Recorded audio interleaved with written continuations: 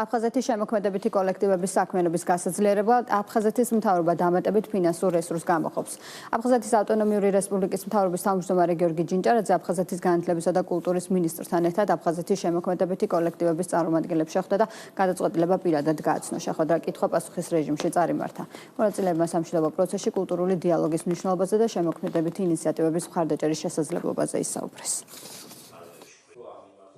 მე მინდა მადლობა გადაუხადო თითოეულ მათგანს იმ შრომისთვის, ღვაწლისთვის, რასაც წლების მანძილზე ახორციელებდნენ და აფხაზეთის კულტურას ჩვენ საზოგადოებაში წარმოაჩენდნენ.